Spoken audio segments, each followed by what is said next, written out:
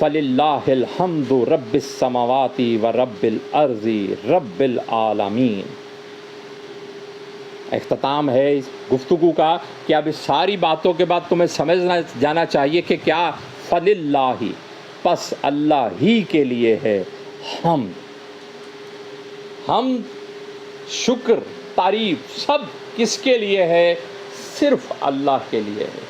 اب آگے کہ اللہ کون ہے، دیکھیے انداز کتنا خوبصورت، رب السماوات و رب الارض رب العالمین۔ یعنی یہ نہ سمجھو کہ اس دنیا کا رب کوئی اور ہے، آسمان کا کوئی اور ہے، جہانوں کا کوئی اور ہے، وہی رب ہے سماوات کا، وہی رب ہے ارض کا، اور وہی ہے عالمین کا، سب جہانوں کا وہ رب۔ تمام حمد اس رب کی۔ کون رب؟ اب پھر آغاز دیکھیے اس سورہ کا کیا ہے، تنزیل الکتاب من اللہ العزیز الحکیم۔ یاد رکھو یہ کتاب ایک زبردست ہستی کی طرف سے تمہیں عطا ہوئی ہے، ایک حکمت والی ذات کی طرف سے تم پر اتاری گئی ہے۔ اور پھر اس میں جو گفتگو ہم نے پڑھی، قیامت کیا ہے، کامیابی کیا ہے، ناکامی کیا ہے، خرابی کیا ہے، تو ہم اس ذات کے لیے، اس رب کے لیے جس نے ہمیں یہ کتاب عطا کی، وہ رب آسمانوں کا، وہ رب زمینوں کا، وہ رب کل جہانوں کا، وَلَهُ الْكِبْرِيَاءُ، اور اسی کے لیے ہے بڑائی، کبریائی، بڑائی صرف اس کے لیے ہے، فِي السَّمَاوَاتِ وَالْأَرْضِ، آسمانوں اور زمین میں، پوری کائنات میں۔ میں بارہا عرض کر چکا، جب السماوات و ارض اکٹھا آ جائے تو اس سے مراد کل کائنات ہے۔ بڑائی صرف اس ذات کو، یہ اس کی شان ہے، صرف کبریائی، بڑائی، یہ صرف اس کی شان ہے۔ وَهُوَ الْعَزِيزُ الْحَكِيمُ۔ آغاز بھی یہیں سے تھا کہ یہ کتاب عزیز الحکیم کی طرف سے نازل کردہ ہے، اختتام پھر یہیں پر ہوا کہ حمد، شکر اس ذات کا، اس اللہ کا جو رب السماوات ہے، جو زمین کا رب ہے، جو کل جہانوں کا رب ہے، اور کل کائنات میں بڑائی صرف اسی کی شان ہے، اور وہ زبردست ہے، وہ حکمت والا۔ فَلِلَّهِ الْحَمْدُ رَبِّ السَّمَاوَاتِ وَرَبِّ الْأَرْضِ رَبِّ الْعَالَمِينَ وَلَهُ الْكِبْرِيَاءُ فِي السَّمَاوَاتِ وَالْأَرْضِ وَهُوَ الْعَزِيزُ الْحَكِيمُ۔ صدق اللہ العظیم۔ الحمدللہ سورہ جاسیہ بھی مکمل ہوئی، الحمدللہ ثم الحمدللہ۔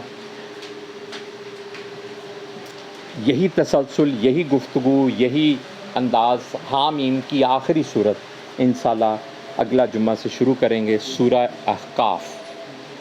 اور آغاز ہے چونکہ حامیم سے ہے تو سپارے کا آغاز بھی حامیم سے، تو اس لیے اس سپارے کا نام بھی 26ویں سپارے کا حامیم۔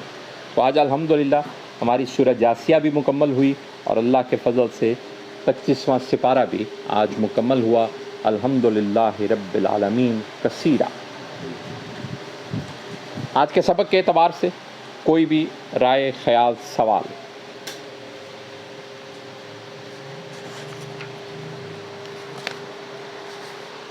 جی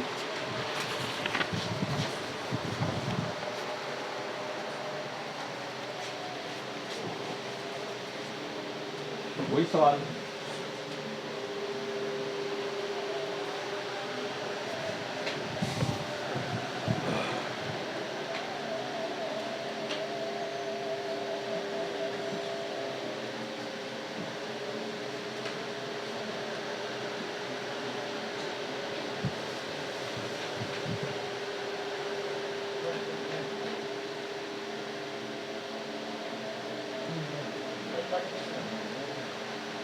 جی ندیم صاحب، آج کے سبق میں تو بہت سارے سوالات بنتے ہیں، بڑا خود احتسابی والا معاملہ ہے۔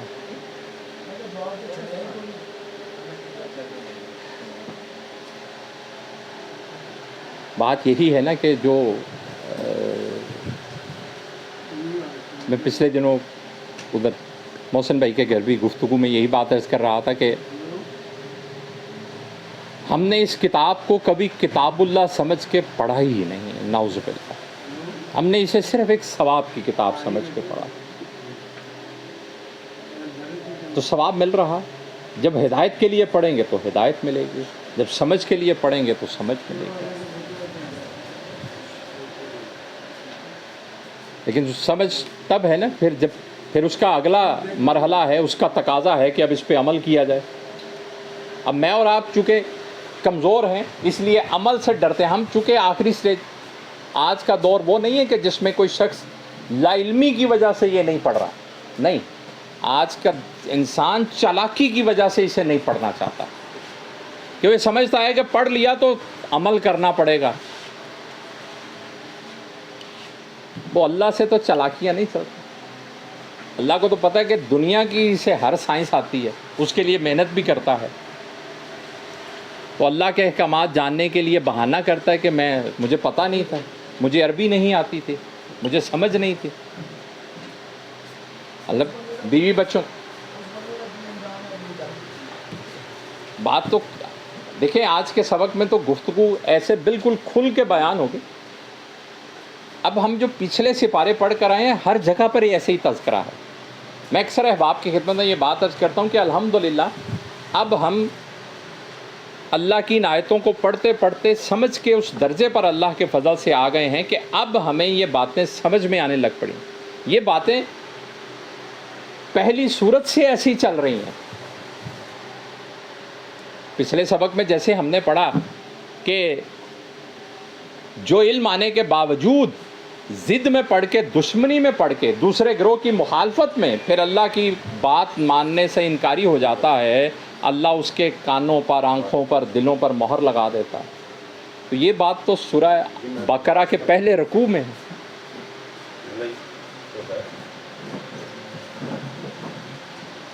تو اب جب ہم انشاءاللہ تعالی دوبارہ وہ آیتیں پڑھیں گے تو ہمیں لگے گا کہ اچھا یہ بات تو، کہ قرآن سارے کا مضمون ایک ہے، گفتگو ایک ہی ہے.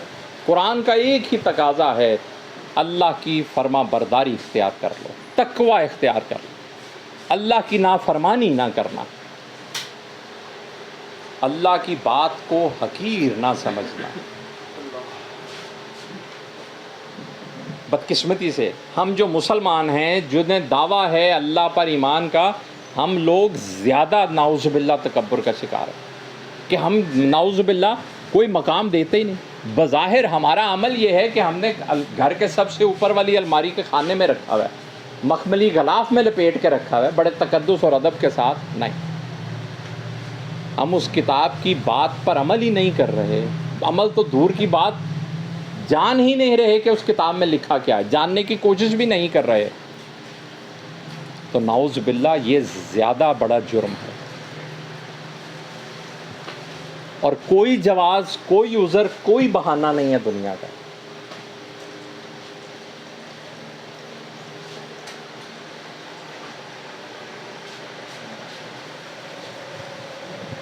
میں اکثر عرض کیا کرتا ہوں کہ وہ احباب پچھلے دنوں بھی بات ہو رہی، تو بات کہہ کہ جواد صاحب میں لیٹ ہو گیا، وہ بچے کی طبیعت خراب تھی، ڈاکٹر کے پاس بیٹھے ادھر دیر ہو گئی. میں عرض کرتا ہوں کہ ہم نے کہیں شادی پہ جانا ہو، کسی دعوت پہ جانا ہو تو کتنا سارا سسٹم پلان کر رہے ہوتے ہیں. لیکن قرآن پڑھنا ہے، اور اس لیے پڑھنا ہے تاکہ سمجھ آئیں، اسے سیکھیں، عمل کریں.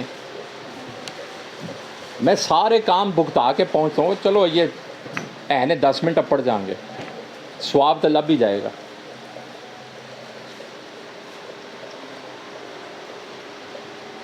اللہ کی بات کو سمجھنے کے لیے اگر ایک ہمیں سلسلہ دستیاب ہے تو ہم اتنا سا بھی اسے وقت دینے کو تیار نہیں ہے سنجیدگی کے ساتھ کہ ہم اس سے کچھ سیکھیں اور اپنی زندگیوں پر لاگو کریں. اللہ کریم ہم سب کو اس کتاب کو، اس قرآن مجید کو پڑھنے، سمجھنے، اس پر عمل کرنے کی توفیق عطا فرمائیں. کھانا کریں.